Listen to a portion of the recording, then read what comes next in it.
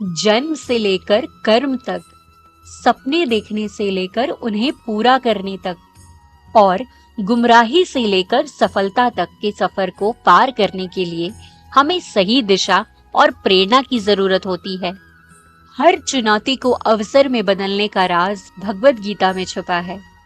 क्या आपने कभी सोचा है कि भगवद गीता की प्राचीन शिक्षाएं आज की दुनिया में कैसे लागू हो सकती है? नमस्कार मित्रों, स्वागत है आप सभी का हमारे चैनल डिवाइन एंड स्पिरिचुअल पे। कर्म का फल नहीं, कर्म की शक्ति को जानो। असली शक्ति उनमें है जो निष्काम कर्म करते हैं। तुम जैसा करोगे वैसे ही फल पाओगे। सफलता वही है जहां धैर्य और कर्म का मेल है। हम बात करते हैं आपकी जिंदगी से जुड़ी अहम चुनौतियों, फैसलों और उन चीजों के बारे में जो आपको सफलता की ओर ले जाती है। आज का वीडियो खास तौर पर उन लोगों के लिए है जो अपने जीवन में सही दिशा और मार्गदर्शन की तलाश कर रहे हैं। अगर आप भी अपने करियर, जीवन के बड़े फैसलों या आत्मविकास से जुड़ी प्रेरणा चाहते हैं तो यह वीडियो आपके लिए है। तो चलिए बिना देर किए आज की इस महत्वपूर्ण चर्चा को शुरू करते हैं और जानने की कोशिश करते हैं कि कैसे आप अपनी जिंदगी में भगवद गीता के माध्यम से सही कदम उठा सकते हैं, सफलता प्राप्त कर सकते हैं और अपने लक्ष्य तक पहुंच सकते हैं। तो आइए समझते हैं पहले श्लोक को। श्री भगवानुवाच इमं विवस्वते योगम प्रोक्तवानहमव्ययम् विवस्वान्मनवे प्राहमनुरिक्ष्वाकवे ब्रवीत। इस श्लोक में श्री कृष्ण कहते हैं कि उन्होंने यह अविनाशी योग सबसे पहले सूर्यदेव विवस्वान को बताया था। विवस्वान ने इस ज्ञान को अपने पुत्र मनु को दिया और फिर मनु ने इसे अपने पुत्र राजा इक्ष्वाकु को सिखाया। इस प्रकार यह ज्ञान पीढ़ी दर पीढ़ी आगे बढ़ता गया। यहाँ श्री कृष्ण बताने का प्रयास कर रहे हैं कि यह ज्ञान नया नहीं है बल्कि अत्यंत प्राचीन है जो पहले से ही दुनिया में मौजूद था। इसका उद्देश्य धर्म और जीवन के कर्तव्यों को समझना और आत्मा के वास्तविक स्वरूप को पहचानने में सहायता करना है। चलिए अब समझते हैं दूसरे श्लोक को। एवं परंपरा प्राप्तम इमं राजर्षो विदु स्काले नेह महता योगो नष्ट परंतप। इस श्लोक में श्री कृष्ण कहते हैं कि यह योग ज्ञान जो उन्होंने विवस्वान को बताया था परंपरा के माध्यम से राजर्षियों द्वारा प्राप्त किया गया था। उन राजाओं ने धर्म और आध्यात्मिक ज्ञान का पालन किया और समाज को सही मार्ग दिखाया, लेकिन समय के साथ इस प्राचीन योग का ज्ञान लुप्त हो गया क्योंकि लोगों ने इसे समझना और पालन करना छोड़ दिया। श्री कृष्ण अर्जुन को याद दिलाते हैं कि समय की गहरी चाल से यह महत्वपूर्ण ज्ञान हो गया और अब इसे पुनः स्थापित करने की आवश्यकता है ताकि धर्म का पालन किया जा सके। तो आइए समझते हैं तीसरे श्लोक को। सेवायम मया तेद्य योग प्रोक्त पुरातन भक्तोसि में सखा चेति रहस्यम ह्येतदुत्तमम्। इस श्लोक में श्री कृष्ण अर्जुन से कहते हैं कि वही पुरातन योग जो समय के साथ लुप्त हो गया था, आज वे उसे फिर से अर्जुन को बता रहे हैं। इसका कारण यह है कि अर्जुन श्री कृष्ण के प्रति भक्त हैं, तो उनके प्रिय सखा भी हैं। श्री कृष्ण बताते हैं कि यह ज्ञान अत्यंत गूढ़ और रहस्यमय है जिसे केवल एक सच्चे भक्त और मित्र के साथ ही साझा किया जा सकता है। इस श्लोक के माध्यम से भगवान अर्जुन के प्रति अपने विशेष प्रेम और विश्वास को व्यक्त करते हैं और इस ज्ञान को देने का अधिकार उन्हें मानते हैं। चलिए अब समझते हैं चौथे श्लोक को। अर्जुन उवाच अपरं भवतो जन्म परम जन्म विवस्वत कथमेतद् विजानीया त्वमादौ प्रोक्तवानिति। इस श्लोक में अब अर्जुन श्री कृष्ण से प्रश्न करते हैं कि आपका जन्म तो हाल ही में हुआ है जबकि सूर्यदेव का जन्म तो बहुत पहले हुआ था। फिर यह कैसे संभव है कि आपने इस प्राचीन योग को सूर्यदेव को सबसे पहले बताया?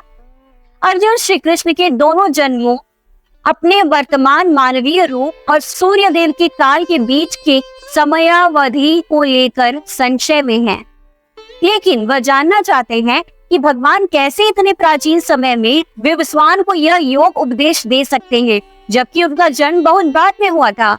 अब समझते हैं पांचवें श्लोक को। श्री भगवानुवाच बहूनि मे व्यतीतानि जन्मानि तव चार्जुन तान्यहं वेद सर्वाणि न त्वं वेत्थ परंतप। श्री कृष्ण अर्जुन को उत्तर देते हुए कहते हैं कि हे अर्जुन, मेरे और तुम्हारे कई जन्म हो चुके हैं। मैं उन सभी जन्मों को जानता हूँ, लेकिन तुम अपने पूर्व जन्मों को नहीं जानते। श्री कृष्ण यहाँ पर अपने दिव्य स्वरूप का बोध कराते हैं कि वह साक्षात ईश्वर हैं, जो समय, जन्म और मृत्यु से परे हैं। वे अर्जुन को समझाते हैं कि उनकी चेतना अविनाशी और सर्वज्ञ है, जबकि मनुष्य की चेतना सीमित होती है। इसलिए अर्जुन अपने पूर्व जन्मों को स्मरण नहीं कर सकते। श्री कृष्ण को सभी जन्म और घटनाएं ज्ञात हैं। अब समझते हैं छठे श्लोक को। अजोपि सन्न वे आत्मा भूतानामीश्वरोपि सन् प्रकृतिम स्वामधिष्ठाय संभवाम्यात्म माया। इस श्लोक में श्री कृष्ण कहते हैं कि भले ही वो अजर और अविनाशी है और सभी प्राणियों के परमेश्वर हैं, फिर भी वे स्वयं को प्रकृति के अधीन लेते हैं। वे अपनी दिव्य शक्ति से प्रकट होते हैं। इसका मतलब यह है कि श्री कृष्ण अपने स्वयं के स्वाभाविक रूप से परे जाकर प्रकृति की माया से प्रेरित होकर इस संसार में अवतार लेते हैं। यह उनकी दिव्यता और ईश्वरीय शक्ति का प्रदर्शन है कि वे अपनी इच्छा अनुसार इस संसार में आते हैं और उसके अनुसार कार्य करते हैं। आइए अब समझते हैं 7वें श्लोक को। यदा यदा हि धर्मस्य ग्लानिर्भवति भारत अभ्युत्थानम धर्मस्य तदात्मानं सृजाम्यहम्। उस श्लोक में श्री कृष्ण बताते हैं कि जब भी धर्म में कमी और अधर्म में वृद्धि होती है, वे स्वयं को प्रकट करते हैं। जब भी आवश्यकता हो, भगवान खुद को प्रकट करते हैं। जब जीवन में घने अंधकार छा जाते हैं, तो श्री कृष्ण का ज्ञान उजाला लेकर आते हैं। श्री कृष्ण अपनी दिव्य शक्ति से स्वयं को प्रकट कर इस स्थिति को सुधारने के लिए अवतार लेते हैं। उनका उद्देश्य है कि वे धर्म की पुनर्स्थापना करें और समाज में नैतिकता और सत्य की ओर मार्गदर्शन प्रदान करें। आइए अब समझते हैं 8वें श्लोक को। परित्राणाय साधूनां विनाशाय च दुष्कृतां धर्म संस्थापनार्थाय संभवामि युगे युगे। अब इस श्लोक में श्री कृष्ण बताते हैं कि वे हर युग में 3 मुख्य उद्देश्यों की पूर्ति के लिए अवतार लेते हैं। पहला, साधुओं की रक्षा करना, दूसरा, दुष्ट कृतियों का नाश करना, और तीसरा, धर्म की स्थापना और संरक्षण करना। श्री कृष्ण का यह अवतार इन उद्देश्यों को पूरा करने के लिए होता है, ताकि समाज में धर्म और नैतिकता पुनर्निर्माण किया जा सके। वे हर युग में जब भी इन कार्यों की आवश्यकता होती है, अपनी दिव्य शक्ति से प्रकट होते हैं और सही मार्ग को स्थापित करते हैं। युवाओं को भी यह समझना चाहिए कि समाज में नैतिकता और सत्य की रक्षा करना उनकी ही जिम्मेदारी है। जब भी वे देखें कि धर्म की कमी हो रही है, उन्हें खुद को सुधारने और दूसरों को भी प्रेरित करने की कोशिश करनी चाहिए। श्री कृष्ण ने कहा है कि यह दिव्य ज्ञान प्राचीन काल से लेकर आज तक एक परंपरा के रूप में चला आ रहा है। युवाओं को भी यह समझना चाहिए कि आध्यात्मिक ज्ञान और शिक्षाएं केवल धार्मिक ग्रंथों तक सीमित नहीं हैं, बल्कि जीवन में मार्गदर्शन प्रदान करने वाला सिद्धांत है। इन्हें जीवन में लागू करने से वे सही मार्ग पर चल सकते हैं। यह भी समझना चाहिए कि भौतिक और मानसिक समस्याओं के बावजूद ईश्वर की शक्ति और मार्गदर्शन हमेशा उपलब्ध है। उन्हें इस शक्ति को पहचानना, उनका सम्मान करना चाहिए। हमें यह भी सीखना चाहिए कि हमारे कर्म, चाहे वे छोटे हो या बड़े हो, समाज पर प्रभाव डालते ही हैं। इसलिए हमें अपने कर्मों में सद्गुण और ईमानदारी का पालन करना चाहिए। तो आइए समझते हैं 9वें श्लोक को। जन्म कर्म च मे दिव्यमेवं यो वेत्ति तत्त्वत् त्यक्त्वा देहं पुनर्जन्म नैति मामेति सोऽर्जुन। इस श्लोक में श्री कृष्ण कहते हैं, जो मेरी दिव्य लीलाओं और अवतारों की जन्म और कर्म को समझ लेता है, वह मृत्यु के बाद पुनर्जन्म के चक्र से मुक्त हो जाता है। यह श्लोक हमें सिखाता है कि भगवान के कार्य और उद्देश्य समझने से व्यक्ति जीवन और मृत्यु के बंधनों से मुक्त हो सकता है। आज के जीवन में यह कर्म के महत्व और आत्मज्ञान की दिशा में चलने की प्रेरणा देता है। अब 10वें श्लोक को समझते हैं कि वह क्या कहता है। वीतराग भय क्रोधा मनमया मामुपाश्रिता बहवो ज्ञान तपसा पूता मद्भावमागता। इस श्लोक में श्री कृष्ण कहते हैं कि जो लोग क्रोध, मोह और अहंकार से मुक्त होकर मेरे शरण में आते हैं, वे आत्म साक्षात्कार प्राप्त करते हैं। जीवन के संघर्षों में मोह और अहंकार छोड़कर सत्य के मार्ग पर चलने से हमें जीवन में शांति और संतुलन प्राप्त होता है। आज के समय में हमारे लिए यह संदेश है कि हम अहंकार, क्रोध और मोह छोड़कर सच्चाई के रास्ते पर चलें। अब 11वें श्लोक को समझते हैं कि वह क्या कहता है। ये यथा माम प्रपद्यन्ते तांस्तथैव भजाम्यहम् मम वर्तमानुवर्तन्ते मनुष्य पार्थ सर्वश। इस श्लोक में श्री कृष्ण कहते हैं कि जैसे जैसे व्यक्ति मेरे प्रति भाव रखता है वैसे वैसे मैं उसे उस भाव के अनुसार फल देता हूँ। भगवान श्री कृष्ण कहते हैं कि वे सबको उनके कर्मों के अनुसार फल देते हैं। इस श्लोक में हमें यह समझ में आता है कि जैसा हम दूसरों के प्रति सोचते हैं और कर्म करते हैं वैसा ही हमें वापस भी मिलता है। आज की दुनिया में यह कर्म सिद्धांत सिखाता है कि हमें सकारात्मक और सच्चे कर्म करने चाहिए। तो चलिए अब समझते हैं कि 12वां श्लोक क्या कहता है। कांक्षण्त कर्मणाम सिद्धिम यजन्त इह देवता क्षिप्रम ही मानुष्य लोके सिद्धिर्भवति कर्मजा। इस श्लोक का अर्थ है कि जो लोग स्वार्थी उद्देश्य के लिए देवताओं की पूजा करते हैं वे अल्पकालिक फल प्राप्त करते हैं। यह श्लोक हमें बताता है कि स्वार्थी उद्देश्यों के साथ किए गए कर्म केवल अस्थायी फल देते हैं। हमें यह सिखाया जा सकता है कि हमें अपने कर्म दीर्घकालिक और समाज कल्याण के लिए करने चाहिए, न कि केवल स्वार्थपूर्ण लाभ के लिए। तो चलिए अब समझते हैं कि ये 13वां श्लोक क्या कहता है। चातुर्वर्ण्यम मया सृष्टम गुणकर्म विभागश तस्य कर्तारमपि माम विद्यकर्तारम व्ययम्। इस श्लोक का अर्थ यह है कि भगवान ने 4 वर्णों का निर्माण किया है जो कर्म और गुण के आधार पर है। इसका मतलब है कि समाज में विभाजन कर्म और गुणों पर आधारित होना चाहिए, न कि जन्म या जाति पर।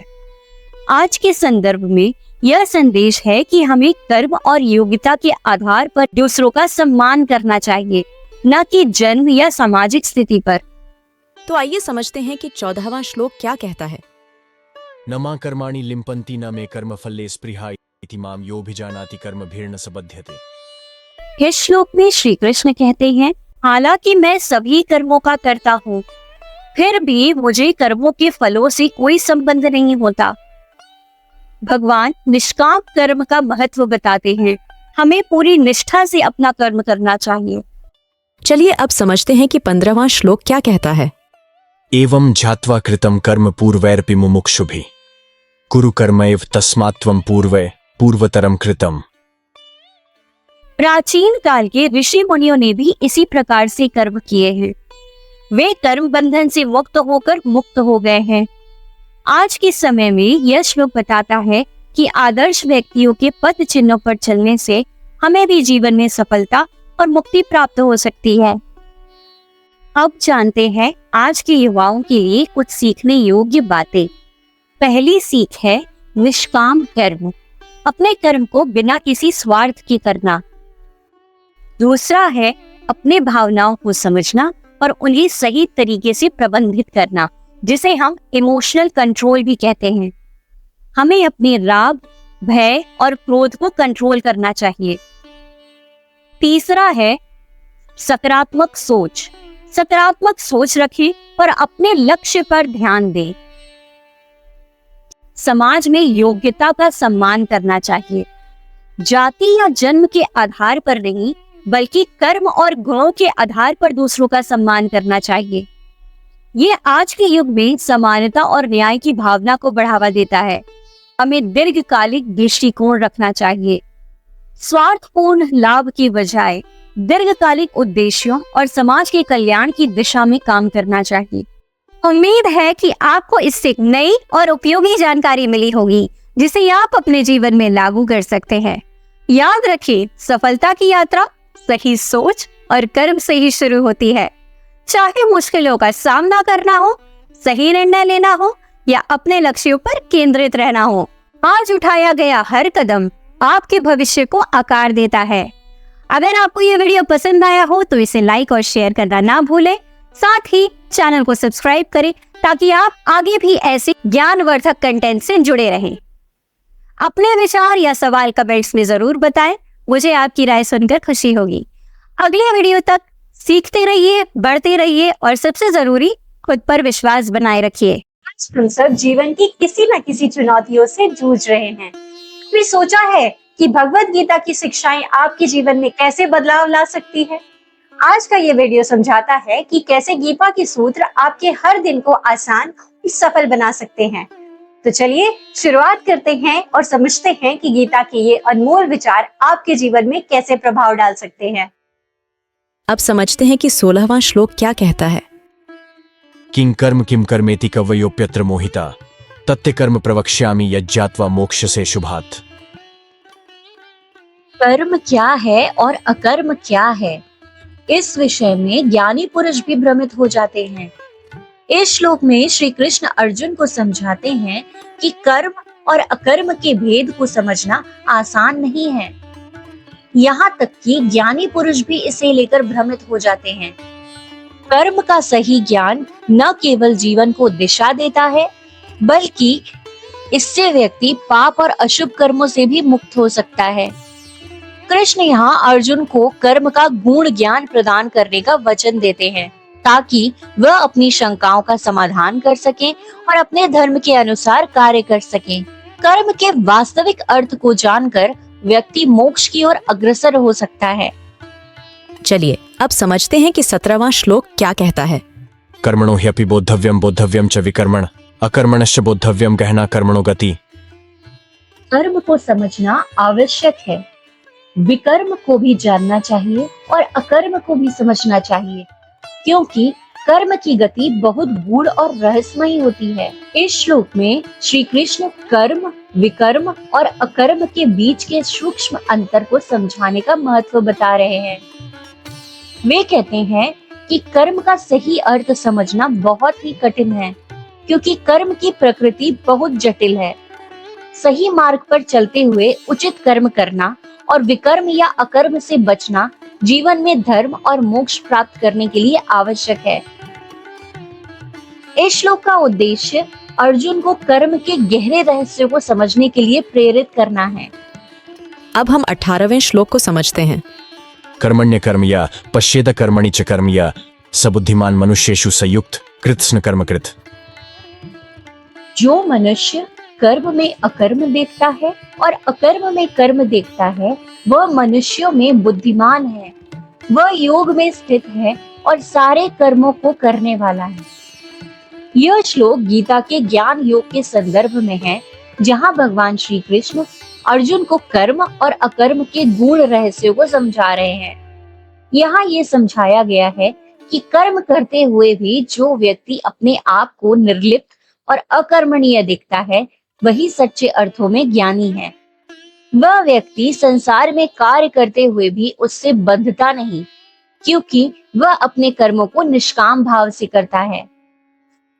चलिए अब समझते हैं कि श्लोक 19 का क्या अर्थ है। यस्य सर्वे समारंभा काम संकल्प वर्जिता ज्ञानाग्निदग्ध कर्माणम तमाहु पंडितम बुद्धा।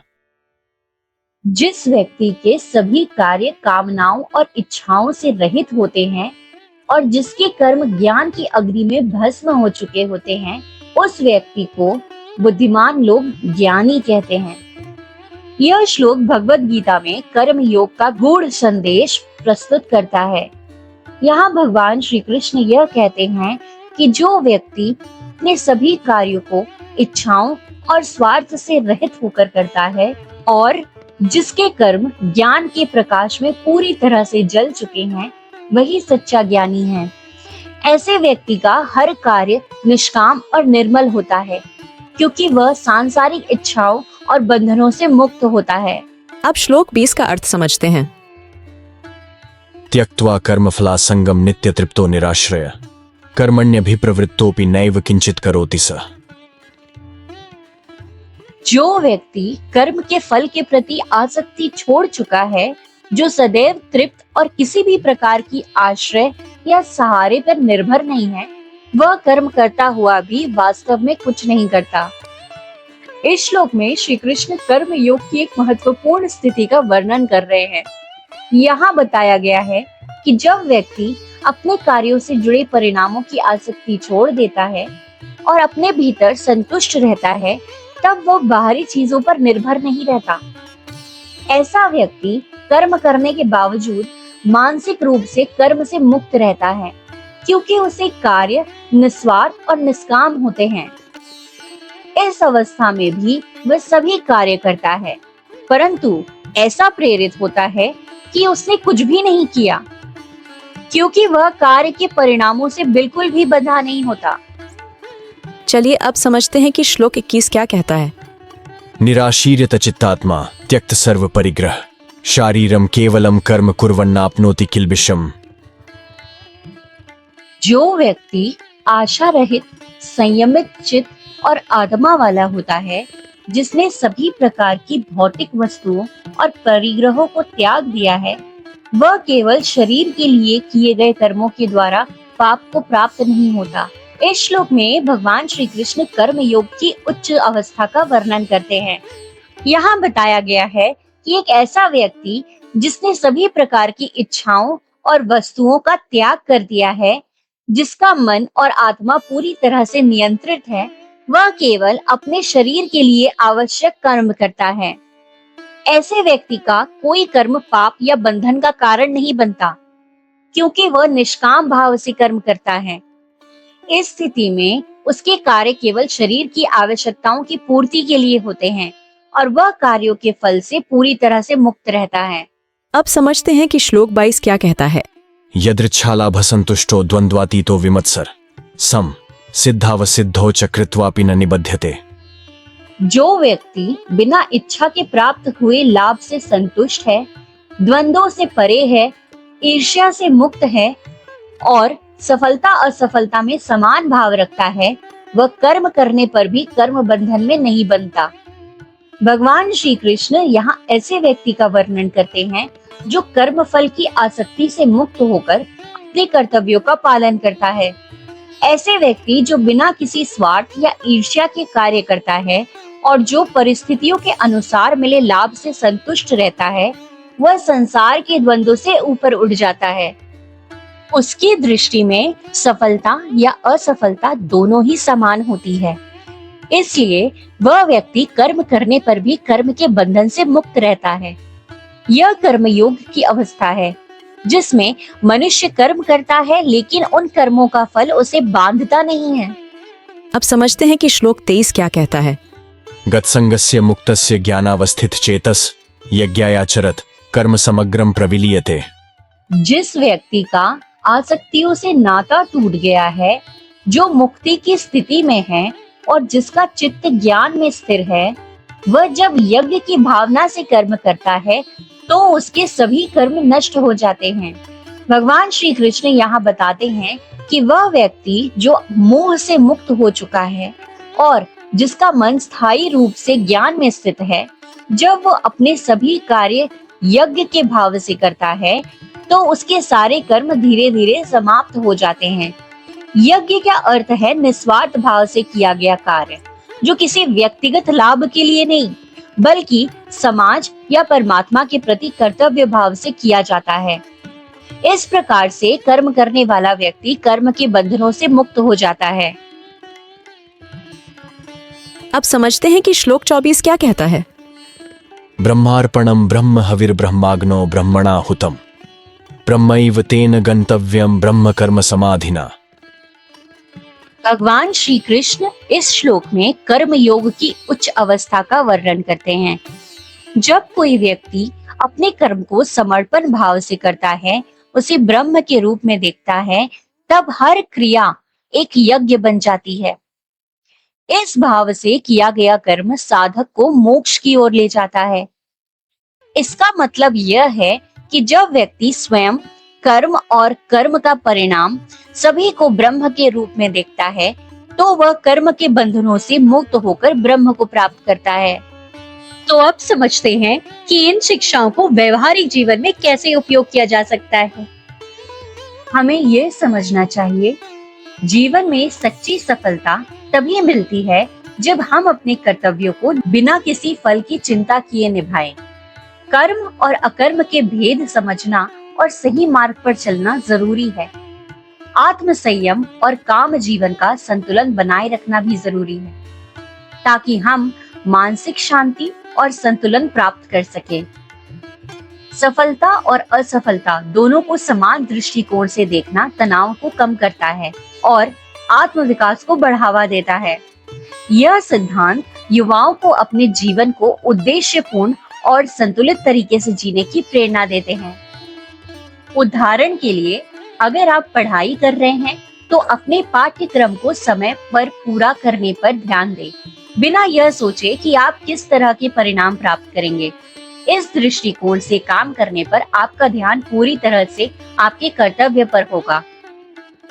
अगला उदाहरण लेते हैं कि अगर किसी ने आपकी आलोचना की है तो उसे व्यक्तिगत रूप से ना ले। आलोचना को एक सीख के रूप में लें और अपनी कार्य प्रणाली में सुधार करें। इस तरह आप अकर्म से दूर रहकर कर्म पर ध्यान केंद्रित करेंगे। आपको रोजाना एक समय निर्धारित करना चाहिए जिसमें आप ध्यान या योग करें। इससे आप मानसिक शांति और आत्म संतुलन प्राप्त कर सकेंगे, जो आपके काम के प्रति दृष्टिकोण को सुधारने में मदद करेगा। अगला उदाहरण लेते हैं कि अगर आप किसी प्रतियोगिता में असफल होते हैं तो इसे एक अवसर के रूप में देखें कि आप अपनी कमजोरियों को सुधार सकें। इसे व्यक्तिगत असफलता के रूप में ना देखें, बल्कि एक सीख के रूप में स्वीकार करें। अपने रोजमर्रा के कामों को, जैसे कि ऑफिस का काम, घर का काम या पढ़ाई को एक सेवा के रूप में देखें। मान लें कि आप यह सब कार्य समाज के लाभ के लिए कर रहे हैं। इससे आपके कार्य में और अधिक समर्पण और निष्ठा आएगी। तो दोस्तों, आज हमने सीखा कि भगवद गीता की शिक्षाएं न सिर्फ पुरानी हैं, बल्कि हमारे आधुनिक जीवन में भी कितनी उपयोगी हो सकती है। आशा है कि आपने इन विचारों को अपनाने की प्रेरणा पाई होगी। अपने जीवन को सुधारने और नए लक्ष्य निर्धारित करने में भगवद गीता की ये शिक्षाएं आपकी मदद कर सकती है। अगर आपको हमारा वीडियो पसंद आया हो तो कृपया लाइक और सब्सक्राइब करना ना भूलें। अगले वीडियो में मिलते हैं, तब तक के लिए शांति और सफलता की शुभकामनाएं।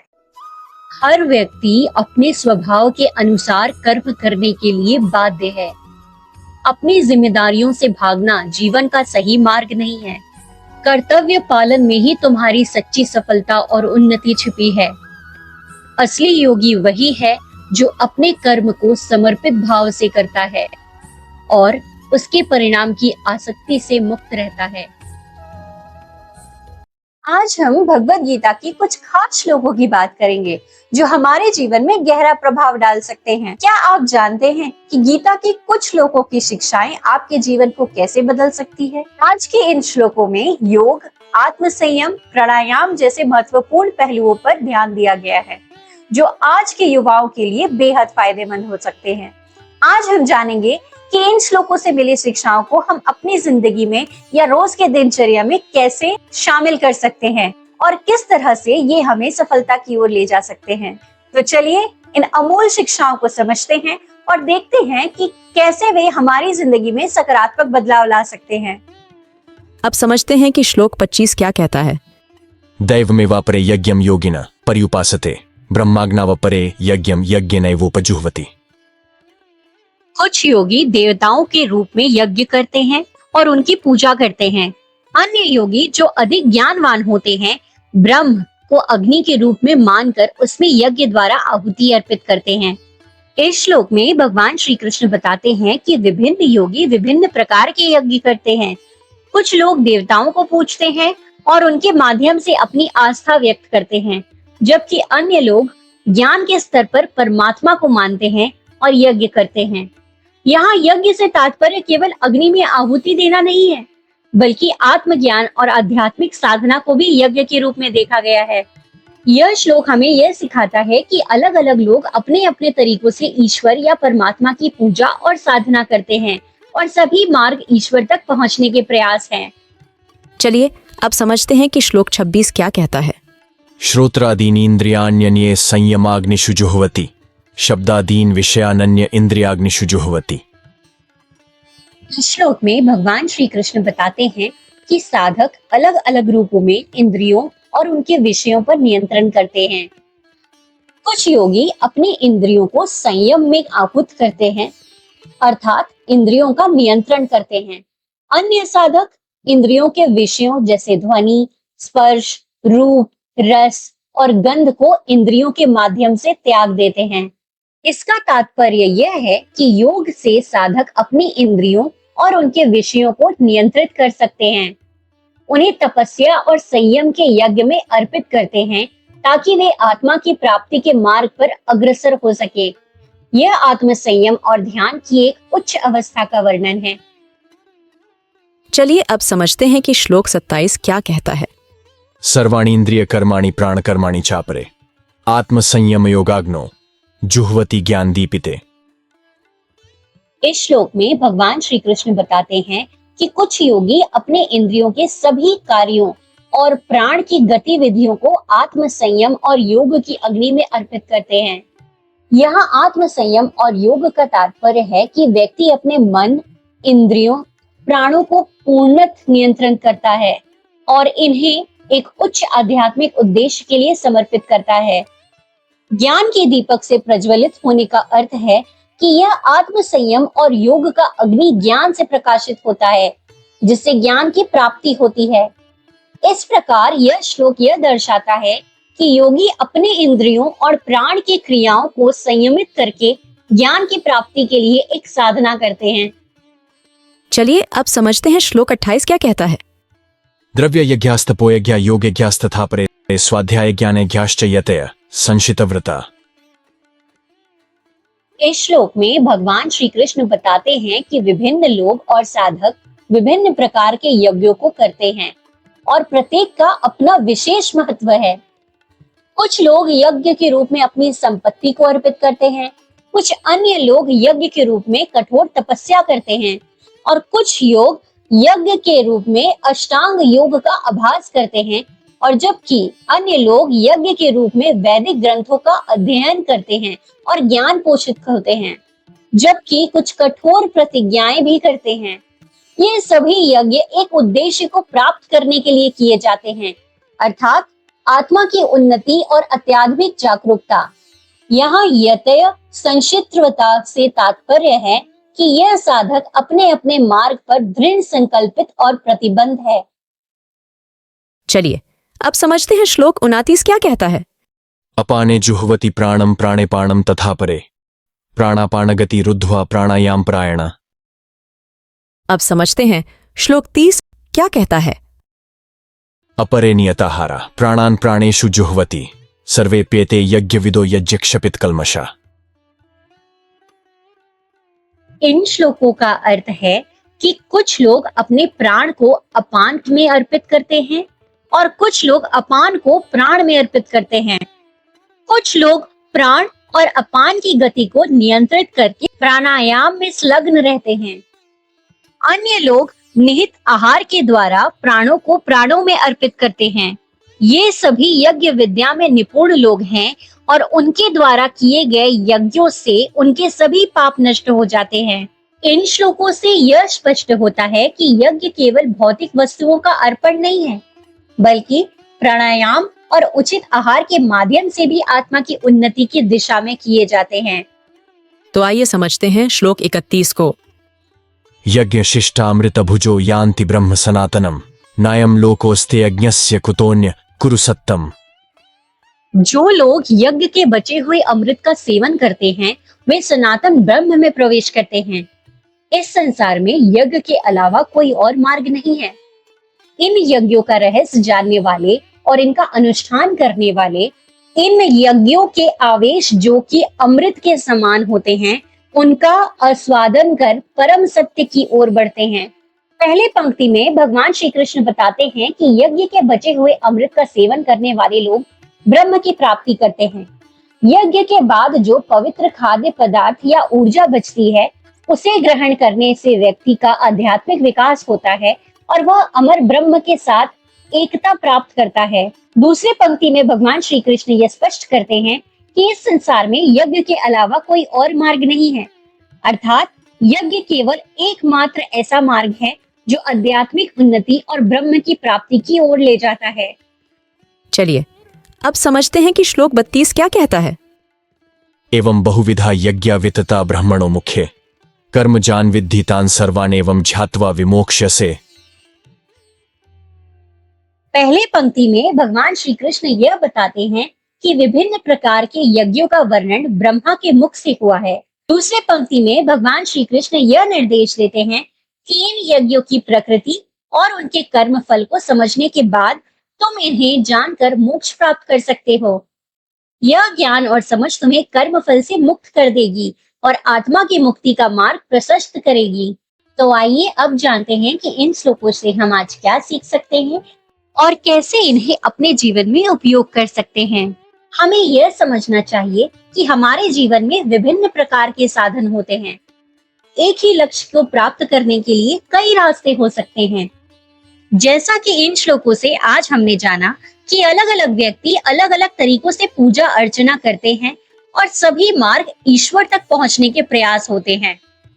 वैसे ही युवाओं को भी यह समझना चाहिए कि वे अलग अलग तरीके अपनाकर अपने केंद्रित लक्ष्यों को प्राप्त करने का प्रयास कर सकते हैं। इस प्रयास को एक यज्ञ समझकर करना चाहिए। हर व्यक्ति का अपना एक अलग सफर होता है। युवाओं को अपने मनपसंद क्षेत्रों में अपना रास्ता खुद तलाशना चाहिए। जैसे किसी को कला में रुचि हो सकती है, किसी को विज्ञान में और किसी को खेल में। अपने शौक और रुचि को पहचान कर उसी दिशा में आगे बढ़ना चाहिए। जैसा यज्ञ में लगातार आहुति देनी पड़ती है, वैसे ही अपने लक्ष्यों को प्राप्त करने के लिए निरंतर मेहनत और समर्पण जरूरी है। हर दिन कुछ नया सीखें और अपने आप को सुधारने का प्रयास करना चाहिए। जैसे पूजा में गुरु का महत्व होता है, वैसे ही जीवन में भी एक अच्छे गुरु या मार्गदर्शन का होना जरूरी है। युवाओं को अपने क्षेत्र के अनुभवियों से सीखना चाहिए और उनसे प्रेरणा लेनी चाहिए। यज्ञ में शुद्ध और पवित्र विचारों का महत्व होता है, वैसे ही हमें भी अपने मन में सकारात्मक सोच और विचार रखने चाहिए। हर परिस्थिति में अच्छा सोचने और करने का प्रयास करना चाहिए। जैसे यज्ञ में समय का पालन होता है, वैसे ही जीवन में भी समय का सदुपयोग करना चाहिए। युवाओं को अपने समय का सही उपयोग करते हुए अपने लक्ष्यों की ओर अग्रसर होना चाहिए। यज्ञ में शारीरिक और मानसिक शुद्धि का महत्व होता है, वैसे ही हमें भी अपने शरीर और मन को स्वस्थ रखने के लिए योग करना चाहिए। जैसे यज्ञ में सभी के कल्याण की कामना होती है, वैसे ही युवाओं को भी समाज के प्रति अपनी जिम्मेदारियों को समझना चाहिए और सेवा भाव से काम करना चाहिए। इन सभी मार्गों को अपनाकर युवा अपने जीवन को सफल और समृद्ध बना सकते हैं। हर व्यक्ति का अपना एक अलग सफर होता है और हर सफर अपने आप में एक यज्ञ होता है। जैसे आज के इन श्लोकों से हमने सीखा और समझा, अलग अलग व्यक्ति अलग अलग तरीकों से पूजा अर्चना करते हैं और सभी मार्ग ईश्वर तक पहुंचने के प्रयास होते हैं। वैसे ही युवाओं को भी ये समझना चाहिए कि वे भी अलग अलग तरीके अपनाकर अपने केंद्रित लक्ष्यों को प्राप्त करने का प्रयास कर सकते हैं। इन प्रयासों को एक यज्ञ की तरह समझना चाहिए। अगर आपको ये वीडियो पसंद आया हो तो कृपया लाइक और सब्सक्राइब जरूर करें। अपने विचार और अनुभव हमारे साथ शेयर करें। अगले वीडियो में हम फिर मिलेंगे एक नई प्रेरणा के साथ। अतीत की गलतियां आपको नहीं रोक सकती अगर आप सीखने के लिए तैयार हैं। ज्ञान की शक्ति आपके जीवन को पूरी तरह बदल सकती है।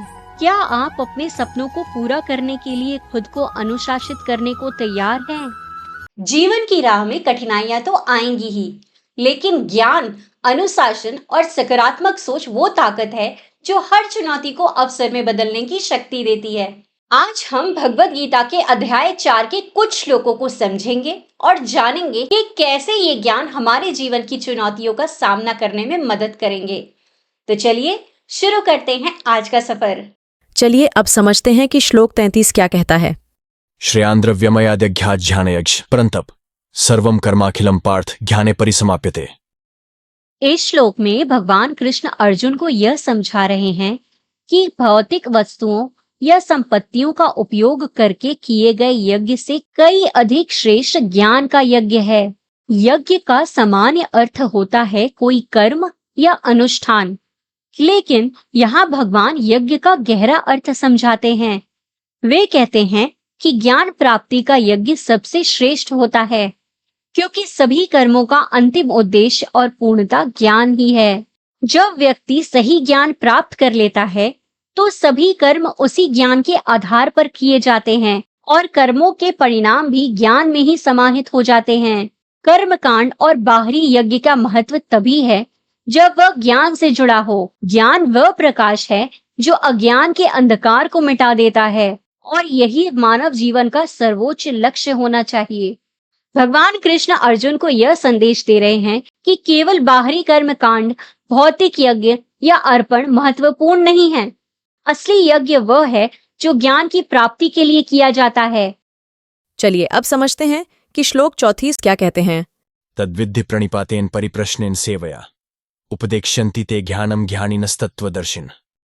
इस श्लोक में भगवान कृष्ण अर्जुन को सही तरीके से ज्ञान प्राप्त करने का मार्ग दिखा रहे हैं।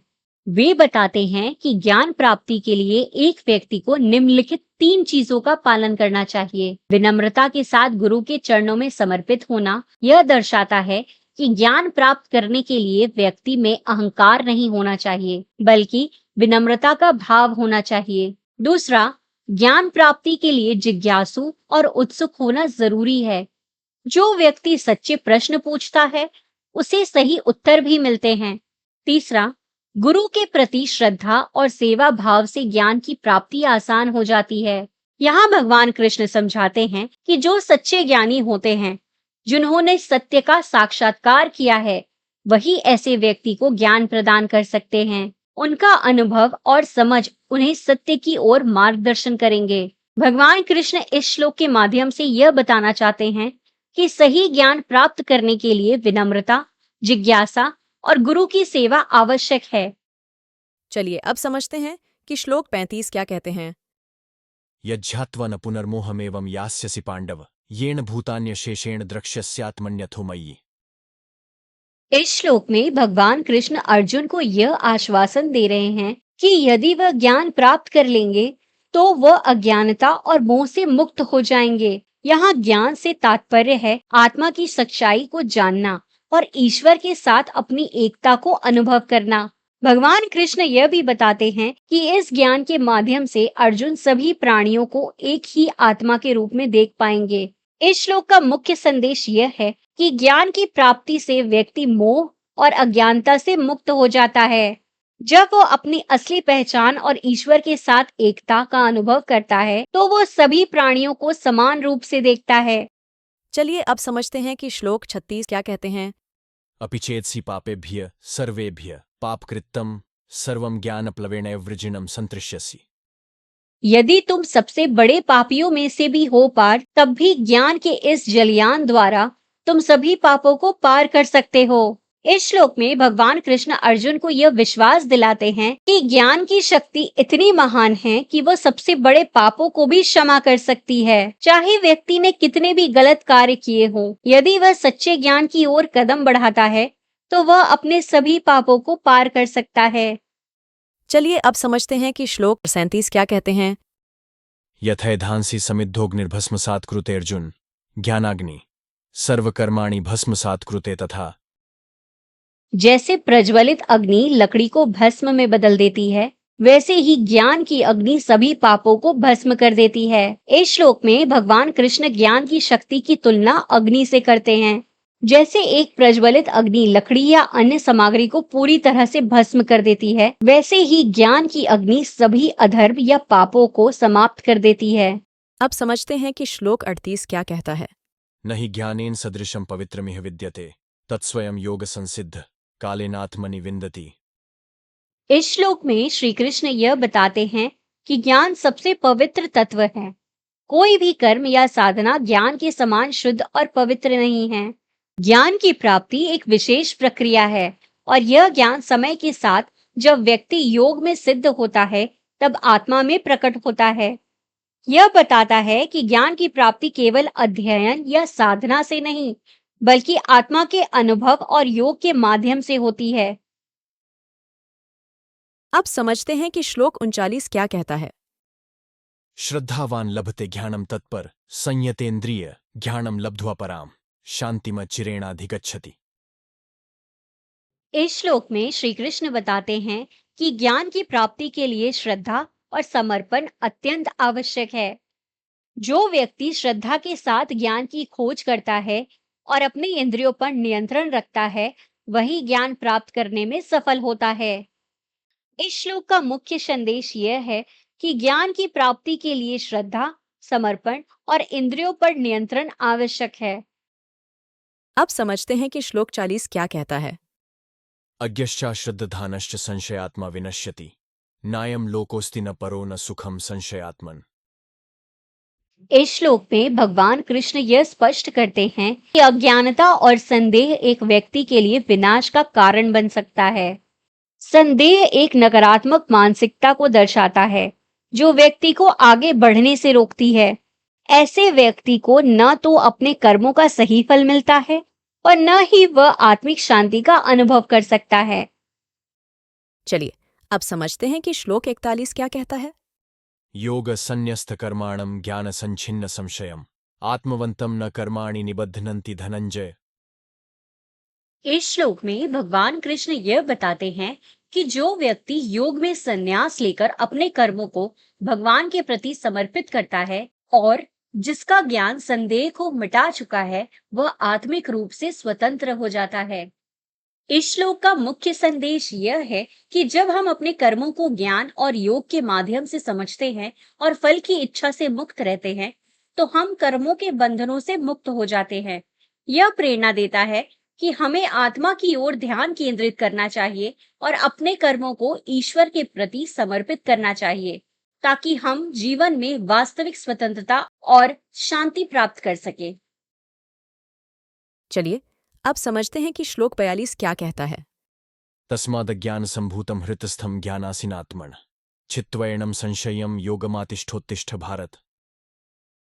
इस श्लोक में भगवान कृष्ण अर्जुन को निर्देश दे रहे हैं कि उन्हें अपने हृदय में उपस्थित अज्ञान और संदेह को समाप्त करना चाहिए। यह संदेह ज्ञान के अभाव से उत्पन्न होता है और इसे आत्मा के ज्ञान की तलवार से काटने की आवश्यकता है। भगवान कृष्ण अर्जुन को प्रेरित करते हैं कि उन्हें योग की स्थिति में रहकर अपने लक्ष्य की ओर आगे बढ़ना चाहिए। भगवत गीता के 4 अध्याय के इन श्लोकों से हमें कई महत्वपूर्ण शिक्षाएं मिलती हैं। सबसे पहले ज्ञान का महत्व स्पष्ट किया गया है। युवाओं को ज्ञान की खोज करनी चाहिए क्योंकि यह उनके जीवन को आकार देने में मदद करता है। इसके लिए उन्हें ज्ञानी व्यक्तियों के पास जाकर विनम्रता और जिज्ञासा से सवाल पूछने चाहिए। इसके अलावा ये श्लोक यह बताते हैं कि अतीत की गलतियों का बंधन केवल ज्ञान और आत्मविकास से टूट सकता है। युवाओं को यह समझना चाहिए कि उन्हें अपनी गलतियों से सीखकर आगे बढ़ना है। अतीत की गलतियां हमें परिभाषित नहीं करती। हर व्यक्ति से गलतियां होती हैं, लेकिन इनसे सीखना और आगे बढ़ना ही महत्वपूर्ण है। समर्पण और आत्मनियंत्रण की आवश्यकता पर भी जोर दिया गया है। युवाओं को अपने लक्ष्यों पर ध्यान केंद्रित करने के लिए समय प्रबंधन और अनुशासन का पालन करना चाहिए। उदाहरण के लिए, उन्हें पढ़ाई और अन्य गतिविधियों के बीच संतुलन बनाए रखना चाहिए। लक्ष्यों को प्राप्त करने में अनुशासन की भूमिका अत्यंत महत्वपूर्ण है। जब हम अपने कार्यों में स्थिरता रखते हैं, तो हम अपने लक्ष्यों के करीब पहुंचते हैं। अनुशासन से हम आत्मनियंत्रण और सफलता की नई ऊंचाइयों को छू सकते हैं। अंत में संदेह और अज्ञानता को दूर करने के लिए ज्ञान का उपयोग करना बहुत जरूरी है। युवाओं को अपने विचारों को स्पष्ट करने और आत्मविश्वास बढ़ाने के लिए सकारात्मक सोच अपनानी चाहिए। इन शिक्षाओं को अपने जीवन में उतारकर वे एक सफल और संतुलित जीवन जी सकते हैं। तो हम यह कह सकते हैं कि ज्ञान, अनुशासन और सकारात्मक सोच हमें जीवन की चुनौतियों का सामना करने में सक्षम बनाते हैं। आइए हम इन शिक्षाओं को अपने जीवन में अपनाएं और अपने सपनों की ओर बढ़ें। याद रखें, हर दिन एक नया अवसर है खुद को सुधारने का। इस चैनल को सब्सक्राइब जरूर करें और बेल आइकन दबाना ना भूलें, ताकि आप हमारे साथ हर पल जुड़े रहें।